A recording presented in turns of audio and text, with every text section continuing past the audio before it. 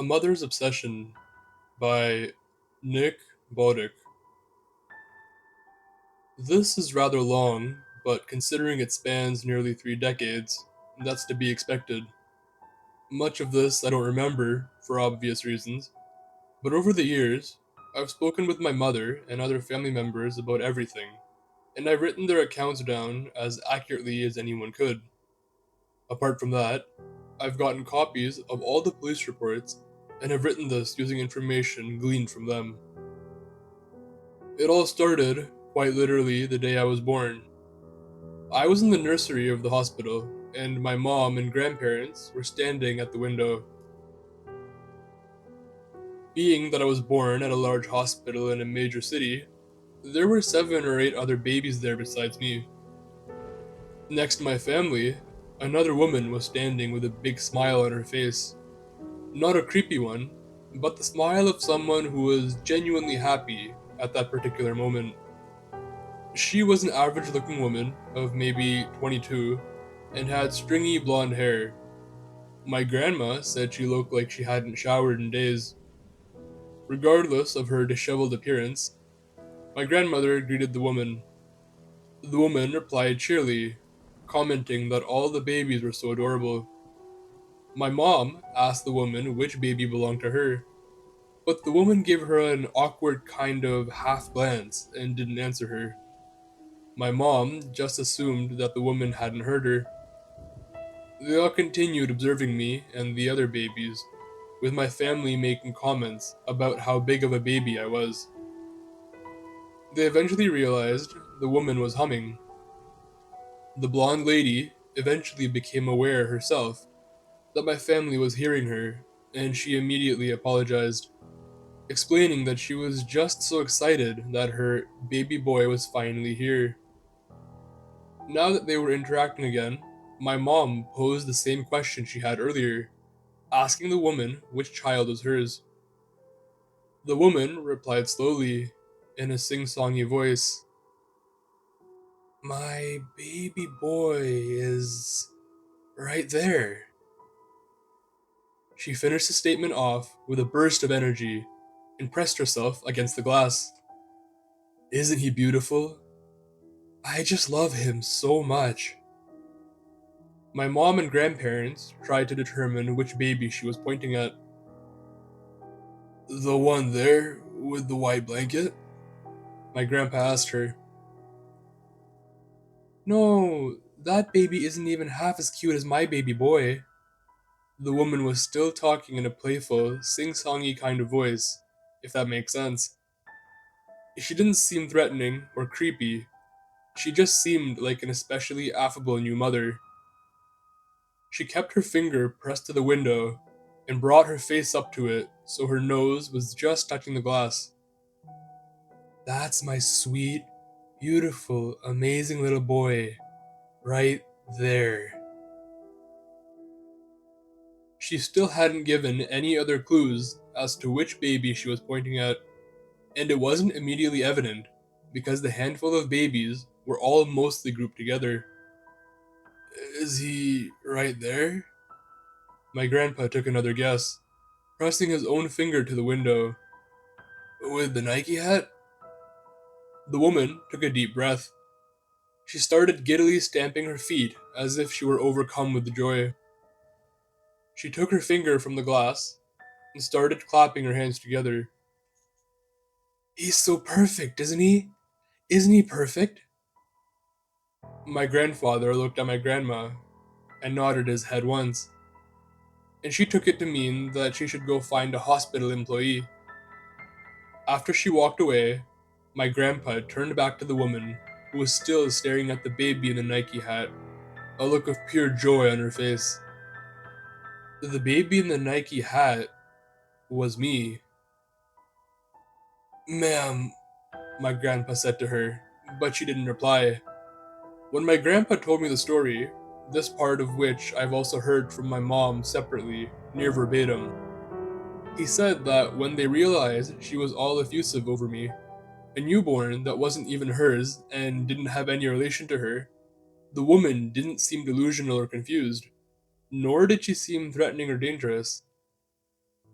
She just seemed like a new mom, albeit an overexcited one. Ma'am, he said again. This time, the woman whipped her head around, and the look of pure joy on her face was gone. What? She said through clenched teeth.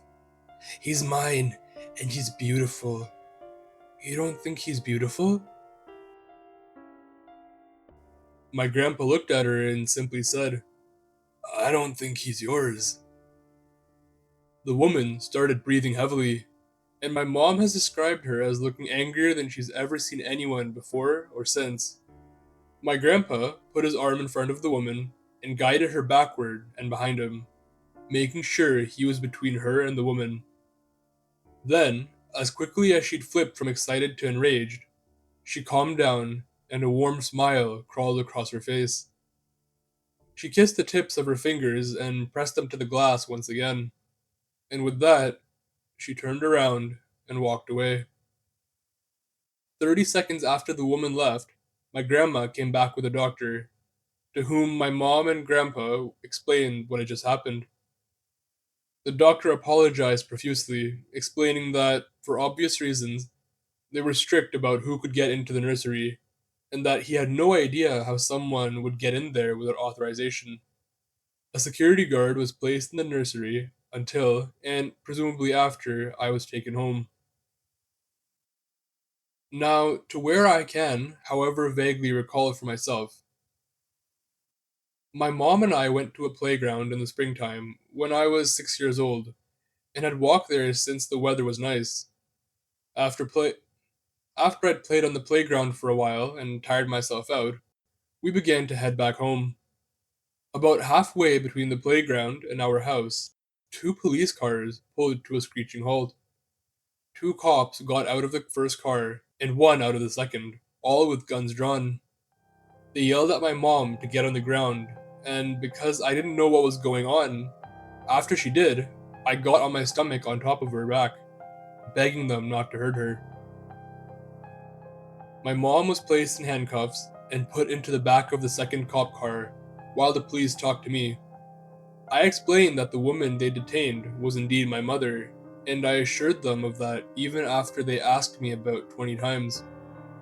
After more police showed up and talked to me, as well as my mom, we learned that a frantic woman had placed an anonymous call to the police, claiming that a woman with the exact description of my mother and her outfit that day had abducted her son, who had the exact description of me and what I was wearing that day. The call had been placed from a payphone outside the convenience store a few blocks from our house, and the police, after assuming the woman who had called had hung up before identifying herself, had done so in the heat of the moment, put out an Amber Alert. When the police had finally determined that I was indeed my mother's son, they apologized and dropped us back at our house. Around that time, I noticed my grandparents and mom getting into heated discussions. Not necessarily arguments, but just more vocally distressed. Something on the day that the fake kidnapping was reported, I remember hearing, "It was her. You know it was her," and similar other things. I wasn't sure exactly what they were talking about, but they assured me everything was okay. The following year, when I was in second grade, one of the office workers came to my classroom and asked the teacher to excuse me. When I left the room, I was escorted with the office worker and the two other school employees to the office, where I was sat in the conference room. I remember sitting there for about half hour with the woman who'd gotten me from my classroom, but she wouldn't tell me what was going on. The door to the conference room had a glass pane from nearly top to bottom, so while I waited, I watched as two police officers came in and talked to the other office employees. Eventually, my mom walked in, and a few minutes after her arrived my grandparents. All three of them rushed in by me and began giving me hugs and asking me if I was okay. Then, my mom, my grandparents, the two police officers, two of the three office employees, and the school principal came in and asked me if I had been approached by anyone I didn't know recently, to which I responded that I hadn't. They told me, in no uncertain terms, that if anyone I didn't know ever came up to me, to begin running and screaming for help until I get to somewhere safe. Apparently, as I learned years later, a woman had come into the school claiming to be my aunt and demanded that I be released into her care, as there was a family emergency and my mom and grandparents were unable to get me from school. Due to protocol, the office workers obviously did not comply with what the woman was demanding. When one of the workers said they would call my home to get permission to release me, a ruse, of course, she was going to and did call the police. The woman responded by saying, "That beautiful boy only has me. He only has me, and you're trying to keep him from me. I don't know what that beautiful child ever did to you to deserve such horrible treatment. All he wants is me, and you're keeping him from me. He's such a beautiful, perfect boy, and you want to hurt him. Shame on you." And hurried out of the school with tears running down her face. After the incident at the school, I wasn't allowed to walk home alone, and I was asked regularly if I was approached by any strangers, to which I could honestly say that I hadn't been. About a year after that, we began getting phone calls. They were your typical creepy calls, with someone just breathing on the other end of the line, then hanging up. Some days we'd get 30 calls, others we'd only get one. Eventually, my grandpa had our number changed, but that only quelled the issue for about 2 weeks before the calls began again. The day after my 13th birthday, my mom and grandparents sat me down and said they had to tell me something. They explained that every year on my birthday, I would receive a card in the mail. It would come with no return address, but as the years went on, the messages inside the birthday cards became increasingly bizarre. By that point, my family felt that I was mature enough to know, and that I had a right to read these letters, which they had copied before they were given to the police. I won't regale the letters in their entirety, but here are some highlights. The first letter, from my first birthday, was just a generic birthday card with the message, "To the most beautiful baby boy in the entire world. Love, your real mommy." By the time I was 6, they had gotten a bit more direct. "My beautiful, perfect baby boy. I miss you, and I love you so much. And I am so angry that they're keeping you away from me. I love you more than life itself, sweetheart. You are mine." I opened the letter I'd gotten the day prior, on my 13th birthday. Another basic birthday card. But, by this point, the messages were overtly threatening. "Have a wonderful birthday, my beautiful, perfect, amazing baby boy. They will regret keeping us apart. I know you want to be with me, and I know I need to be with you. We are supposed to be together. I'm your real mother. I love you. I love you way more than the fakes you live with now. They'll regret ever stealing you from me." That letter, too, was taken to the police. But as per usual, there wasn't much to be done. Around the time I turned 15 is when things got exponentially creepier. Police and emergency services were called to an apartment building in a very undesirable part of town, in which I live in relation to a tenant having had a heart attack. After they'd done their duties, a different tenant from another floor of the building asked one of the police officers to check on an apartment unit at the end of the hall, because there were awful smells coming from inside. The tenant said they had complained to the landlord numerous times, but nothing had been done as the landlord was largely indifferent to the goings on of the building. The officer went to the other floor and noted the smell, and knocked on the door of the one-bedroom unit at the end of the hall. The tenant, who had brought the smell to the officer's attention, said she'd never actually seen anyone going into or coming out of the unit, and therefore didn't know if it was a male or female, a single person or family, or if there were any pets. Deciding the smell was a potential indicator of an issue. The officer forcibly entered the apartment. I remember him telling me that he would have bet his own life that he was going to find a dead body in the apartment, but he didn't. Upon entering, he found piles of rotten food and other garbage everywhere. The smells seemed to have come from the multiple glasses of spoiled milk and half-eaten plates of eggs, moldy bread, and rotten fruit, as well as any number of other pieces of trash that was strewn about the apartment. But that wasn't nearly the most noteworthy thing about the apartment. What stood out the most was the pictures. The hundreds upon hundreds of pictures that were tacked, taped, and stapled to the wall. I've seen photos taken of the scene, and it truly must have been a sight to behold in person. The pictures, which were from both traditional film as well as Polaroid cameras, covered every wall in the apartment, in every room, both sides of the cabinet doors, both sides of closet and bedroom doors, even the ceilings throughout the unit were all covered in the pictures. The officer cleared the apartment, and once he knew he was alone, he looked around more closely. In the closet of the bedroom, a pile standing nearly to the overhead shelf, as well as piled on the shelf itself, were notebooks. The notebooks were filled front and back, cover to cover, with what were essentially ramblings about a beautiful baby boy and how he was going to be reunited with the author someday. They eventually devolved into blatant threats such as, "Everyone who keeps us apart will die. No one will be spared. We will show all of them who don't understand us, and we will make them hurt the way they hurt us."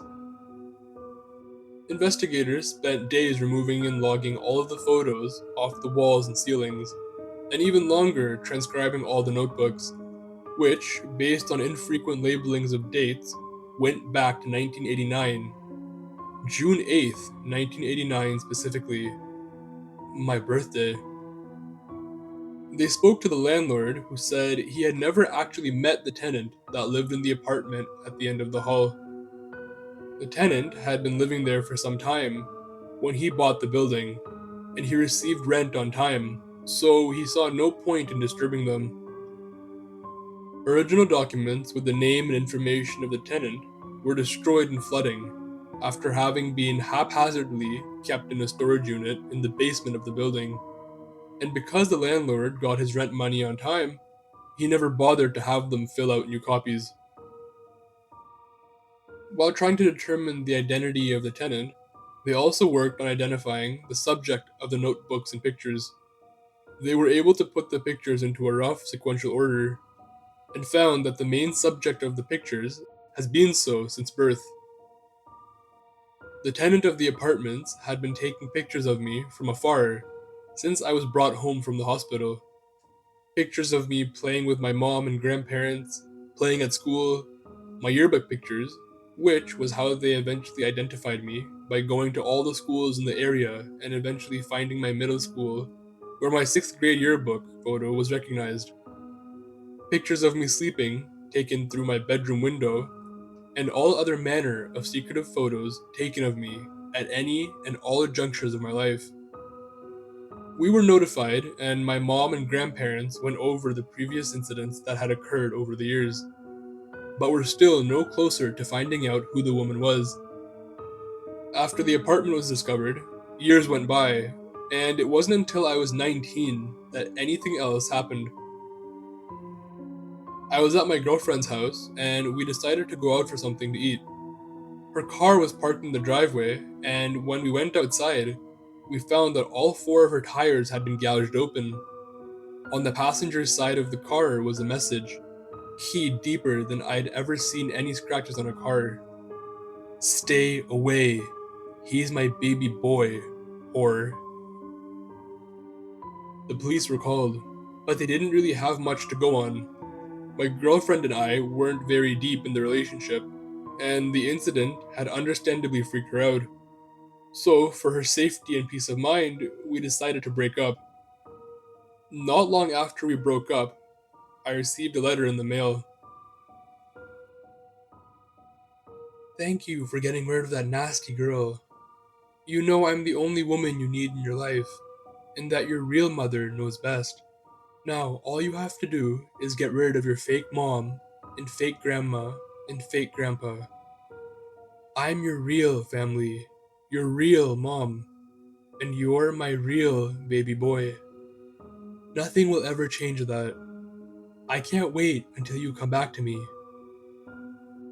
It was taken to the police, all that, but of course, nothing was done. The following year, in the middle of the night, our home security system went off.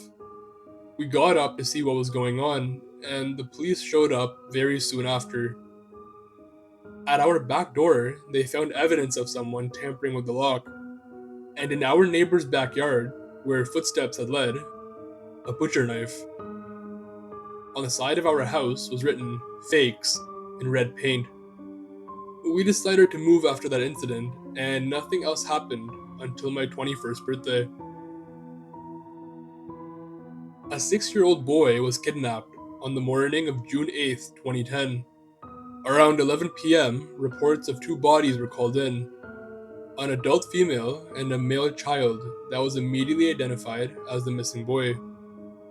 The location of the bodies was the backyard of the house we'd moved from about 6 months prior, and was called in by the husband of the couple that moved in after we left. Along with the bodies was an envelope with one picture from each year of my life, up to that point, and a letter. People concluded that the woman had strangled the 6-year-old boy to death and cut her own wrists, bleeding out in the backyard I'd grown up playing in. The letter stated, "This ugly little boy doesn't even begin to compare to my beautiful baby, but he was close enough. They wouldn't let me have my baby, and they made me hurt this one. When they moved, they took my baby away from me for good. I looked, but I couldn't find them. The fakes. They are fakes, and they stole the most beautiful, precious little boy this world will ever have. I hope they're happy. Happy they killed this ugly little boy. I give up. The world is a terrible place, keeping a mother from her boy, and nobody ever tried to help me get him back. I will see them all in hell." The boy she'd killed had brown hair and brown eyes like me, and police believed she cut his hair to match the photo of 6-year-old me, and also dressed him in the same clothes I'd been wearing in the picture, which they believe she'd stolen from my house years and years earlier. The woman herself was a transient with no legitimate work history to speak of, and in the subsequent investigation was found to be a prostitute and methamphetamine addict.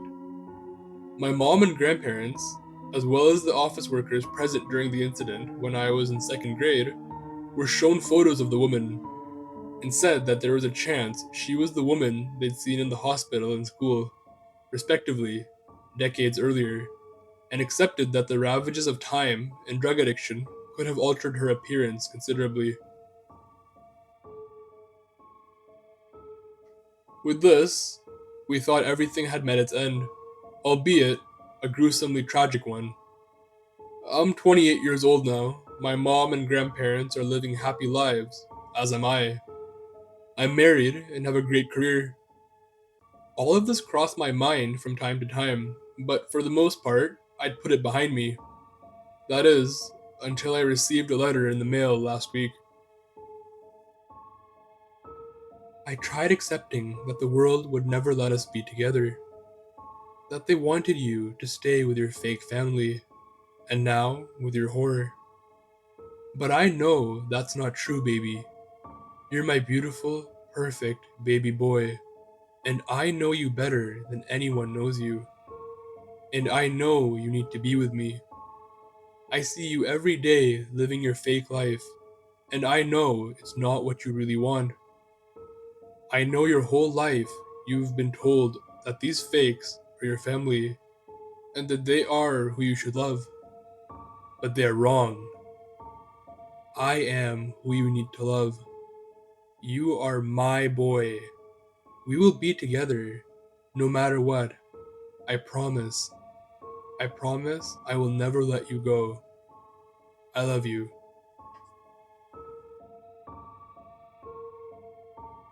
I took the letter to the police, but as always, there's only so much they can do.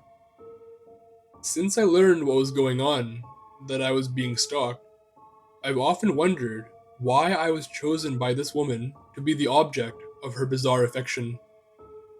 What I do know is that I need to protect my mom, grandma, grandpa, and wife. I've been pursued by this woman since moments after I came into this world. I don't think I'll ever know why.